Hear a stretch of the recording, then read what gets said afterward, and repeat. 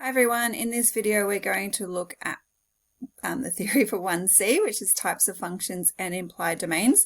Before we do that, I do want to just fix an error that I made in the previous video. So I'm just going to scroll up to my notes. It's just with the notation that I used. So this should be a union sign. I always get mixed up, and I was like, the other day I knew I had done it somewhere and I just couldn't think where. So yeah, I thought, did I do it on that video? And I did, which I hate because then it's now out there on a video, but I'm not going to go back and change the video. So I'm like, how can I remember whether to use the union or the intersection symbol? And I thought, well, what do we use? We use we use the use the union. So that's how I'm going to remember it from now on. So which one do we use? We use the U. All right, or the union, I should say. Wasn't made anywhere else, just that one spot. I kind of feel like if I used it more than once, I would have checked, and I just was somewhat confident with myself, and yeah, shouldn't have been, guys. All right, so let's start looking at one-to-one functions. So a function is said to be one-to-one if different x values map different y values. And basically we use a horizontal line test. So remember in the previous video we used the vertical line test to test whether it's a function. Then we use the horizontal line test to test whether it's a one-to-one function.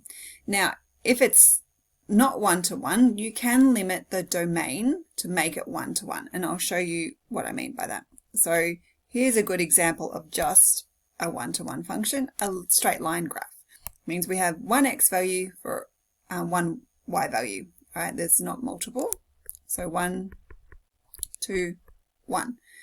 All right, an example of not one-to-one is any graph where you have many x values for a y value. So a good example of that would be a parabola. So if I was to do the horizontal line test, all right, so wherever I draw a cross, see how it's crossing twice? So it's not one-to-one. So if I was to make it one-to-one, to say take its inverse, so we can only take the inverse of one-to-one functions, I would restrict the domain like that. All right, and then I've made it one-to-one. So it's important to know all about the domains so we can restrict them to make them one-to-one. So when it's time to do inverse functions, you can't do the inverse of a function if it's not one-to-one. So we restrict the domain.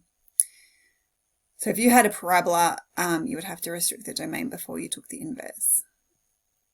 All right, as for implied domains, so each function has an implied domain unless it's actually been restricted. So R, remember, is any real value. So we only work with real values in methods, but you can have imaginary numbers as well. So let's have a think about the typical ones that you would see that need restricted domains. Not restricted, so implied domains. So we have your basic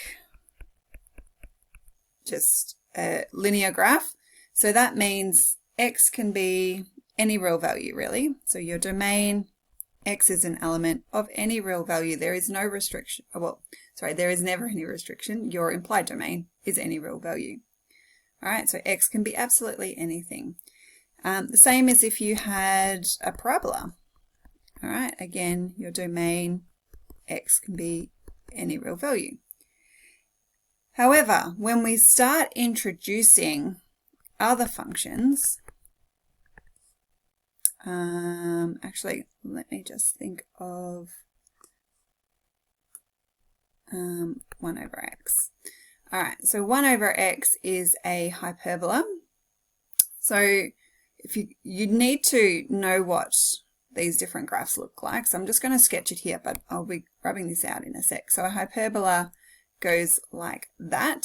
So what that means is that you have an asymptote along your y-axis. You also have one on your x-axis too, like that. You have two asymptotes, but we're just looking at the domain. So we're just thinking about the limits on your x values. So your domain is basically x can be any real value excluding 0. All right, so just get rid of all that. So it can be absolutely anything you like except for 0. You cannot divide by 0. All right, another one is the square root graph. All right, so if I was to draw the graph of that, it looks something like this. And it does include 0, so you can take the square root of 0. So your domain, as you can see, x has to be an element of any real value, positive real value, including 0. All right, so you can also write that as 0 to infinity, just making sure that your smallest value is first, or your lowest value is first, and then your highest value. So just moving on from that, we could also have something like 1 over x minus 3. So our whole denominator can't equal 0. So x minus 3 cannot equal 0. So that means x cannot equal 3. So that therefore your asymptote is x equals 3. So your domain would be x can be any real value excluding 3. Make sure you get your backslash correct as well. And if I was to have a square root graph, let's do 10 minus x. So 10 minus x has to be greater than 0. So when we're solving for that, you can kind of see that it's going to be 10, but let's just put the negative 10 over to the other side. And remember, when you multiply or divide by a negative, we switch the inequality sign. Whoops, what am I doing? It's supposed to be positive 10. Let me just rub that out. I can't find the thing on my pencil. There we go. All right, so x has to be less than or equal to 10 for that function to exist. When we do transformations, and I know you've done transformations in year 11, but when we do it a bit more, hopefully you get better at visualizing the graphs in your head, and that just helps with your domain. All right, so piecewise functions just means we have multiple functions instead of just one. What do I mean by that? And they're also known as hybrid functions. So we could have something like 2x when x is less than 0. We could have f of x is equal to 4 between 0 and 5, and maybe negative x when x is greater than or equal to 5. So we just basically have 3 functions, and you could put all 3 into your calculator very easily. So you can graph each one separately, which is what a hybrid function is, or a piecewise function. So for the first one, we've got 2x, and that's when x is less than 0. So it's going to look something like that. So that's this one here. I'll just do them in different colors so it's a bit easier to see. And then we've got 4. Actually, I should put my circles on. Let me just do that one again with it, because we've got to use the inequality circles. I'll do a thinner pen. All right, so it's not including 0. So I need to have an open circle because it's not including 0. Right, I'm doing an arrow going down. And then for f of x equals 4, which is maybe there, and that goes all the way to 5. Obviously, this isn't to scale. And then a third one, we've got negative x, and it's included at 5. So it's going to look something like that. All right, so a hybrid function or a piecewise function, you've just got 3.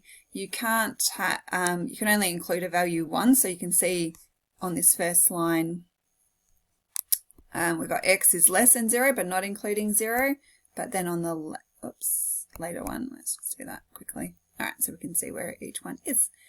Okay, so we will be using piecewise functions and being able to graph them. So on your calculator, when you're doing your graphs, it doesn't matter what f of x is, I just want to show you how to restrict Oh, come on, work. Restrict your domain. So you just go given that, and then you put your domain in. So x is less than 0. And there it is. All right, so you can do all of them like that. And so you got less than, greater than, less than or equal to, greater than or equal to. And you've also got other not equal to, equal, but you probably won't use them. All right, moving along. So odd and even functions. So let me just get my pink pen. All right, so an odd function has the property that f of negative x is equal to negative f of x. So the graph of an odd function has, so if you can visualize it, it has a rotational symmetry with respect to the origin. All right, so if we rotate it around the origin, it basically remains unchanged after rotating it 180 degrees. Okay, so if you kind of think about rotating that graph, is it the same? All right, so we'll have a look at it, odd and even functions when we do some practice questions. And an even function has the property that f of negative x equals f of x. So you can see with both of them, you would substitute in negative x and then just see, well, is either of these true? Because you can have a function that's neither odd or even, and we'll look at that as well. So basically the graph is symmetrical around the y-axis. So I can already think about a parabola like x squared. That would be an example of an even function. All right, so let's have a quick look at doing a parabola, all right? Because we already know it's probably going to be, depending on whether it's had a horizontal translation, but I'm going to give this one a vertical translation. So it's shifted down 4. So if we were to quickly graph that, and again, you need to be able to graph this without putting into your calculator. So it's a parabola that's shifted down 4. All right, so you can see it would be perfectly symmetrical. I've done a pretty good drawing, not perfectly symmetrical on my drawing, but it should be symmetrical. All right, so that is an even function. So I could test it using this if you wanted to. So you can let x equal a letter. Sometimes it's easier if you're substituting in. You can let it equal a, or you can even let it equal a number. So we want to do f of negative a, remember, is our first test. So negative a squared minus 4, and we still end up with a squared minus 4. So it is an even function. All right, let's do an example of an odd function. I'm just trying to think of one because my example in front of me is one that's not odd or even. All right, let's do a good old hyperbola. So a hyperbola, oops, come on. All right, looks like this. We did one quick before. So if I was to rotate that 180 degrees, so not 360, not all the way around, but 180. So if I was to do it 90 degrees, it would end up like this. All right, so turning it one more would make it the same thing. So it's an odd function. All right, so let's do our little test. Sorry guys, I didn't mean to write that. All right, so let's let x equal a. So just like before, let's substitute in f of negative a. So we get 1 over negative a. Shouldn't leave a negative in the denominator. So negative 1 on a.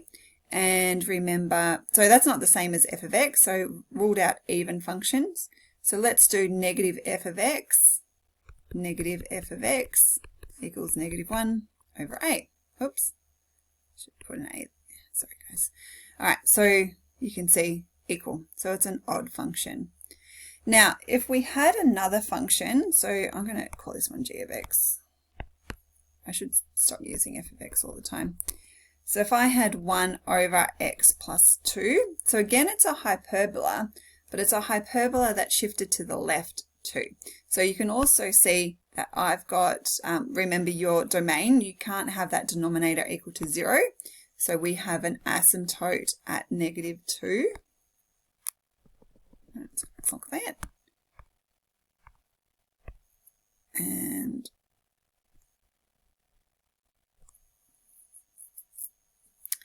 Now, remember we're rotating it around the origin. So not around the asymptote, but around the origin.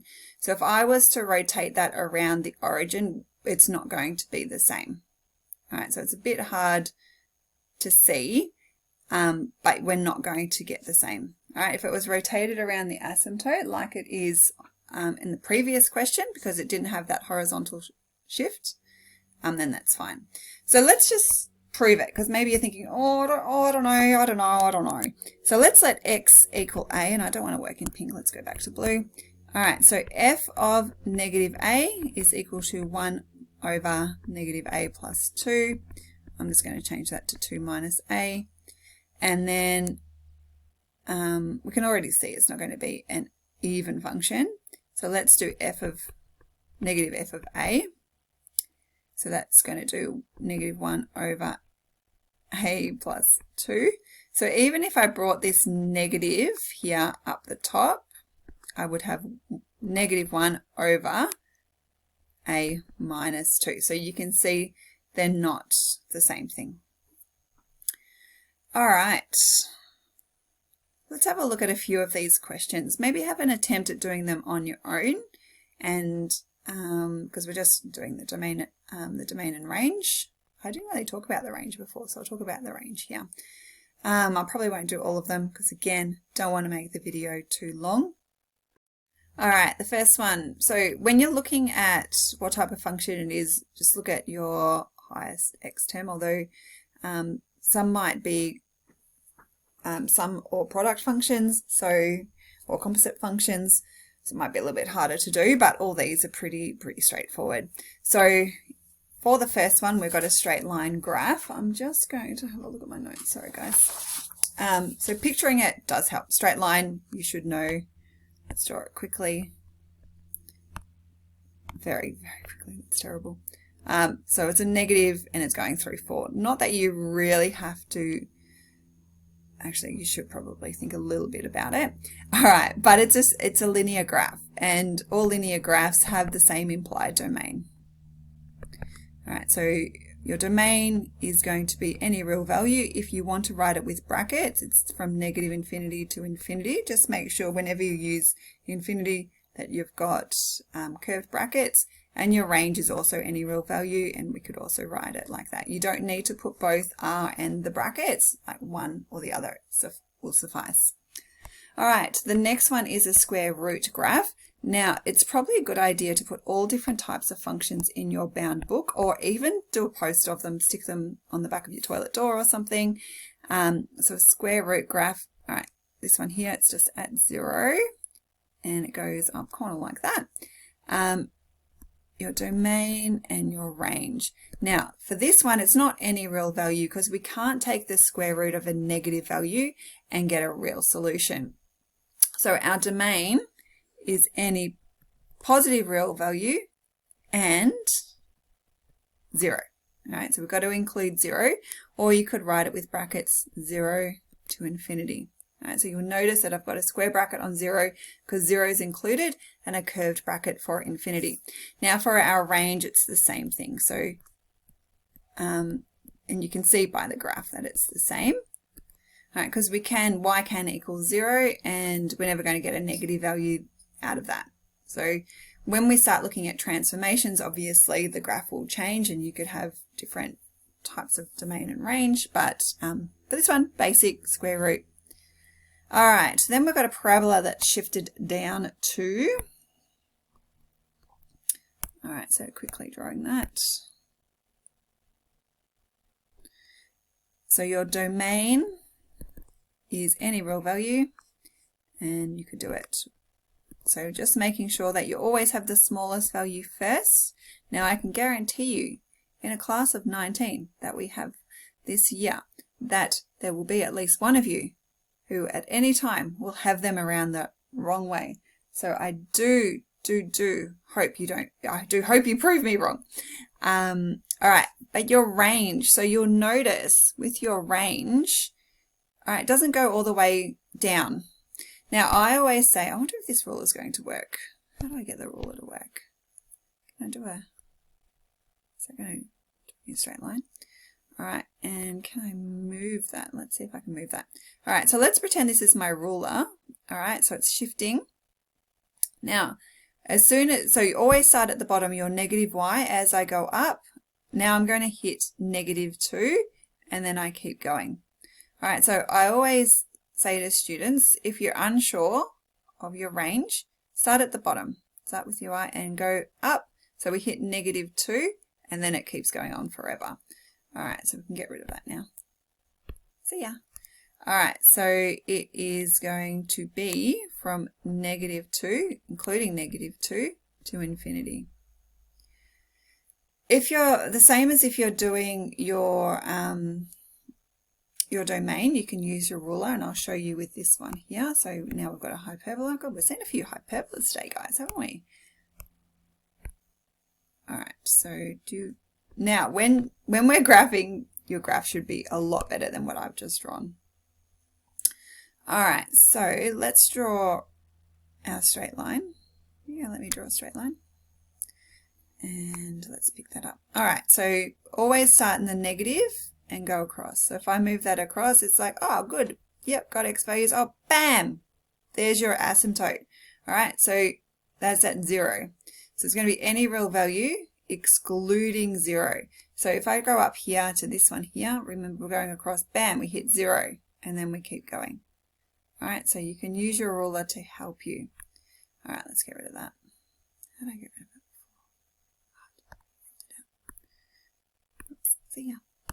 All right, so my domain is any real value excluding 0. And my range is also any real value excluding 0. All right, so we've got that asymptotes there. We've got a vertical and a horizontal asymptote. All right, so now we've got a few transformations, so a bit harder for this one here. So much easier if you can understand what the graph looks like. But if we look at part B, the square root of x squared plus 3 might be a little bit harder because you've got a composite function there. So we might just have a look at these, not necessarily in terms of what the graph looks like, but what we can and can't have. So when we're, whoops, what are you doing? When we've got a function, where'd the rest of you go? Come back, come back, come back. Oh gosh. All right. I hope the computer's not going to crack it. Okay, so we can't divide by 0. So when we're working out our domain, x cannot equal 3. All right, because if it was equal to 3, then you'd be dividing by 0, which is undefined. Now, if you're not sure how to find that, just say, well, my denominator cannot equal 0, so my denominator cannot equal 3. So with my domain, you can have any little value your heart desires except for 3. All right, so we can't have 3. Now, in terms of your range, because we also, with a hyperbola, we also have a, what do you call it, a horizontal and a vertical asymptote. So we've got to work out, so our vertical asymptote is at 3, and where is our horizontal asymptote? So this is why it's very important to understand the transformation. So for this one, we've just had a horizontal translation 3 units to the right, but other than that, the graph has not changed. So we still have the vertical asymptote at x equals 0. Sorry, I want to draw it. I wasn't going to draw these. This one will be the only one I draw. All right, so our original graph, what do we got? So we've got an asymptote. Oops, that's for the one coming. Sorry, guys. Okay. Our original one had an asymptote here and here. And there's your hyperbola. Now, if we're shifting it to the right, this asymptote here now moves to here. But we haven't had any other translation, so my graph is just gone. Oops, probably not like that. It's got to be closer to the x-axis, like that. All right, so your range, if you can think about, well, what are my transformations, then it does help actually decide what your, oh my gosh, why can't I talk? What your asymptotes are. Okay, let's keep going. All right, looking at part B, so we've got the square root of x squared plus 3. So this is actually an example of a composite function, which we'll be doing later. But I want you to think about this function, even though we don't know much, well, let's assume we don't know much about composite functions yet. So we're used to seeing, all right, what we have underneath our square root sign has to be positive or 0. It could be 0 or positive, so greater than or equal to 0. But we've got x squared there. So when you think about it, well, if I'm squaring a number, I'm always going to have positive. So even if I square the biggest negative number you can think of, which let's just say is negative 1000, you're squaring it, you're still going to get a positive value. So our domain is any real value. All right, so if that makes sense. So basically you can't take the square that for this function, x cannot be negative. It will never be, sorry, x can be negative, but you're never going to take the square root of a negative number. Now, in terms of your range, so this whole thing will always be positive, and it'll also can't be 0 because we've got this 3 here. So you always, even if x was equal to 0, we're still going to have that 3 there. So we're going to have, let me just think. So it's got to be, so let's say, we'll do this on the side actually. Let's let x equal 0. So that leaves us with the square root of 3. So basically it's going to be anything bigger than the square root of 3. So it can also be the square root of 3. So your range is going to be the square root of 3 to infinity. Now, if you're ever unsure, you can just sketch. So let's sketch it very quickly on our calculator. All right, so we'll get rid of what we've got there. So we've got the square root of x squared.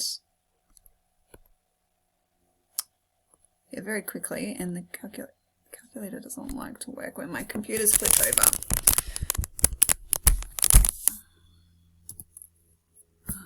Come on. Squared plus 3. All right, so it's look at my axes. Let's straighten that up a little bit so we can change our axes here. So we're going from -5 to 5, and with my y, let's just change that to -5 to 5 as well. All right, so we can see we've got this turning point here. So remember your ruler going from the bottom, boom, you've hit your graph. All right, so what is that point there? So we can just go to GSolve. Sorry, sometimes it takes me a while to remember what I'm doing. To minimum, and you're like, oh, well, I get this, oh my gosh, why can't I talk today? You get this approximate answer. All right, so what we can do is go, all right, let's just go to trace, not trace, sorry. Oh my God. All right, so we want to calculate y. We know x is going to be 0. Oh, I thought it was going to give me an exact. All right, must do it on the other calculator. So we can just take this. You can see it's going to be the square root of 3 when we substitute it in, but I'm going to assume that it's probably something harder. All right, so you can copy it, put it into your main screen. All right, and then we can just go, given that x is equal to 0. Again, it's given that because I'm not in exact mode. Oh my gosh. What's going on today? Square root of 3. There we go. Took us a while. I think I said before I opened up the calculator, this will be very quick. Was not quick. Okay, so there we go. The square root of 3 to infinity, and the square root of 3 is actually included. All right, let's move on. Looking at the next one, we've got 1 over x plus 1 times x minus 2. So basically, we can't have that equal 0. And again, we've got a composite function here. So we can just say, all right, x plus 1 times x minus 2 cannot equal 0. So using the null factor law, x cannot equal 1 and x cannot equal, negative 1, and x cannot equal 2. So your domain is any real value excluding negative 1 and 2. All right, so if you want to have a look at what that looks like, you can graph it. In terms of range, we'll have a look a bit more in terms of range when we do composite functions, but you can obviously graph it on your calculator. But given that I've already spoken for a long time, let's move on. All right, so here we have a sum function. So we've got the square root of x minus 3 plus 12 minus x. So again, we've got to consider both. So both, oh gosh, what is underneath the radical? All right, so let's do the first one. So x minus 3 has to be greater than or equal to 0. So x has to be greater than or equal to 3. And for the second one, 12 minus x has to be greater than or equal to 0. So now we're going to divide by a negative, so we've got to change the inequality sign. So x has to be, for it to work, has to be greater than or equal to 3 and less than or equal to 12. Now this one here, it actually works out quite nicely. You could write that as well as 3 to 12 if you're using your brackets. If you're ever unsure, you can just draw a number line, and I love number lines for doing domain and range. All right, so for this one, for the first one, we're going greater than 3, so let's put 3 here. So we'll keep going, and the other one is 12. And then we just say, oh, where do they overlap? All right, so they overlap here. Okay, so doing a number line often helps. Okay, let's move on. I feel like I'm talking forever. All right, we've got a piecewise function here. So I'm actually just going to do it in the calculator. Oh, I haven't really written it that well. So we've got these 3 functions here, and then next to it is the domain. Okay, so let's go into graph, and we'll graph them together. And I'm going to flip my computer around so that we can actually properly. All right, so we've got negative 2x minus 2, and when we're restricting the domain, math 3, and then like you're given that sign, and we've got x is less than 0. Moving on to the next one, x minus 2, and then given that, and we're between 0, make sure you do your correct inequality sign as well. So between 0 and 2, and then 3x minus 6, given that x is greater than or equal to 12, or 2. Yep, sorry, read the wrong number. All right, there we go. So tick all 3, and then, oh, that looked nice. All right, so you can see all 3 there, and that they meet at these points as well. So sometimes if you were graphing something, you want them to have, so to meet at the same point. So let's say we were doing, maybe just looking at the red and the green lines, we're looking at positive, so maybe the depth of water over time. So obviously we can't have a negative time, so that's why I'm just looking at the red and the green. So a different rate, maybe that you were filling up a bathtub. All right, so at 2, actually we can't have negative, but anyway, Yeah, and then it goes up. So we do use piecewise functions a lot when we do continuous probability, and also in calculus when we're graphing, because you do want to consider whether we can differentiate it at a point.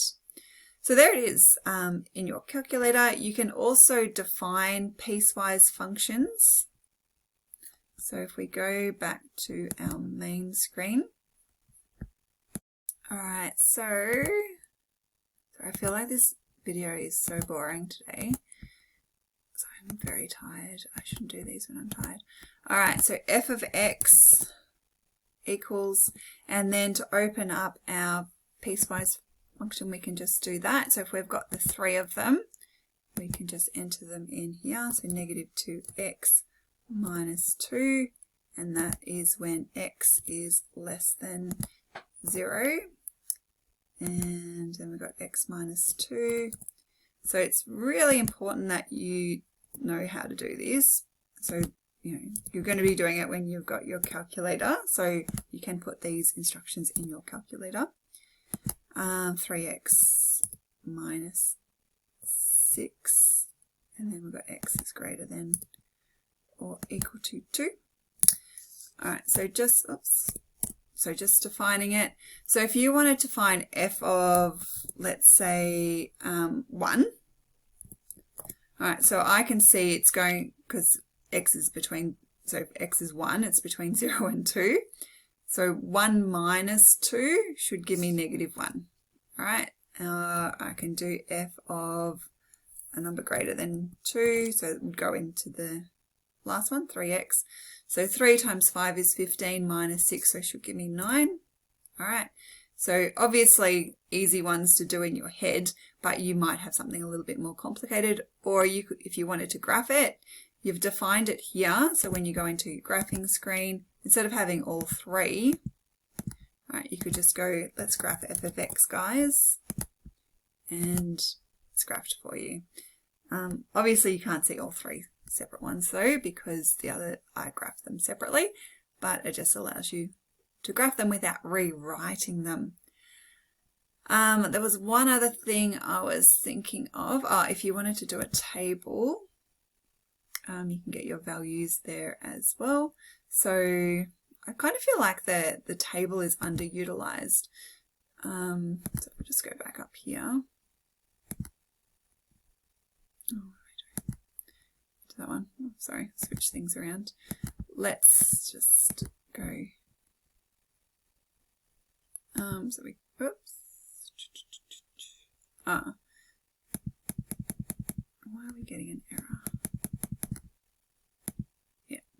So the reason it's not really an error, it just means it doesn't exist there. So when x is less than 0, so we should get, you can't see any values there, so so we're going as low as 1, so I need to change this.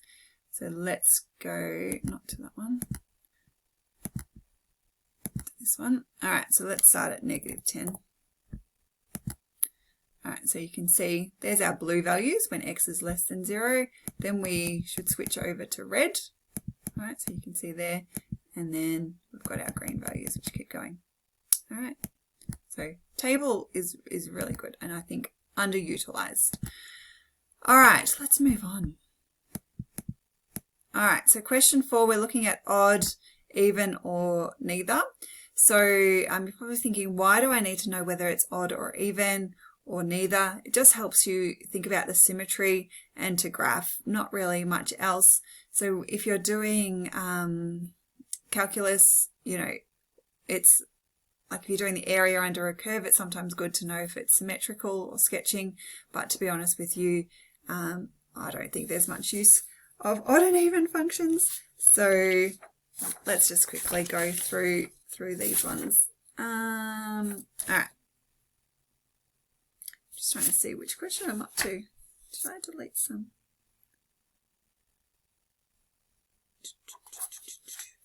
Where am I? Sorry, guys. Turn the page too soon. All right, so just doing the test for these, I'm actually not going to do it because I'm boring myself, and you can tell how tired I am because my voice is not as excited as it should be. So we want to test that, and we also want to test that, and obviously f of a. So you want to know if this, if it equals that, then it's odd. If that is equal to that, then it is even.